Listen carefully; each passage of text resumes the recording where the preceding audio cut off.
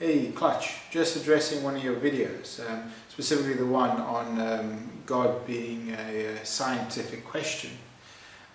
First off, yeah, I agree with your falsehood video that God probably isn't directly a scientific question. And one of the principal reasons for that is that it's not really composed in a way that you could generate a hypothesis on it.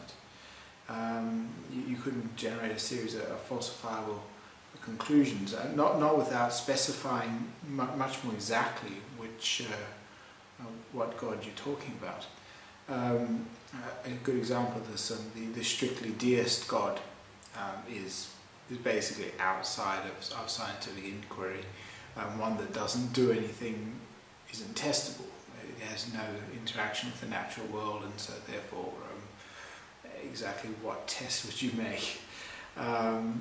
Even although in that particular case, I suppose you could, if you had an idea somehow of the kind of characteristics the universe would possess under such a God that wouldn't normally be present under any other situation, then you could create a set of falsifiable criteria and that constraint.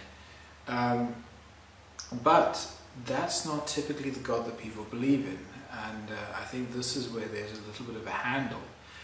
Much in the same way that general skepticism has a handle in claims.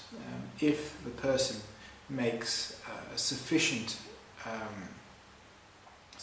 claim that is testable, then you can test it using a scientific method.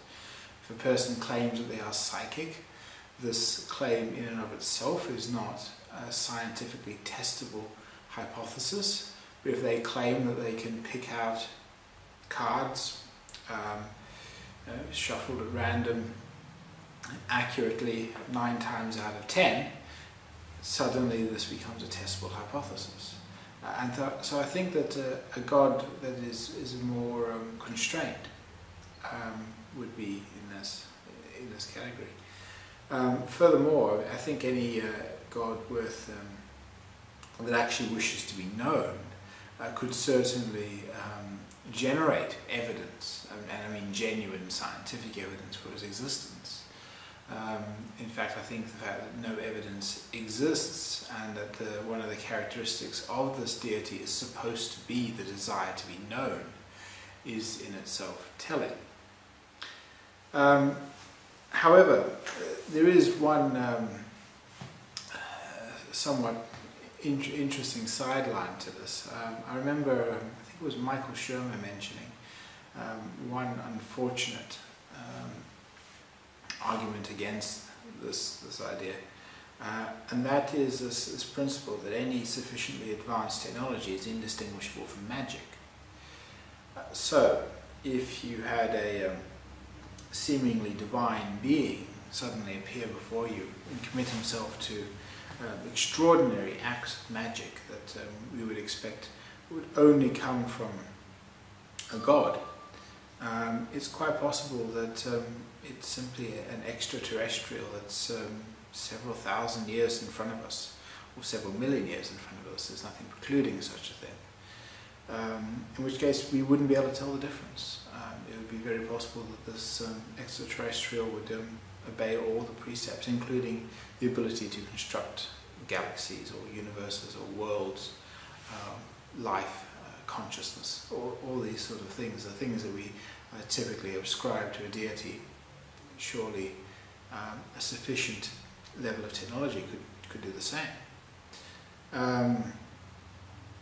So in that sense, even the evidence for God, if it came out, isn't necessarily enough to demonstrate without any doubt at all. But I think that there is perhaps we are taking too much of an agnostic position on this. Remember that nothing in science is that sure. It's quite possible that many of our theories that we've come to are wrong. completely, in fact quite likely. It's almost certain that the vast majority of our theories are wrong to some extent, simply because the science continues. Newtonian physics is wrong under certain conditions. Certainly Newton's idea of gravity is wrong under certain conditions. But it's right under others. Biological evolution is an advancing field.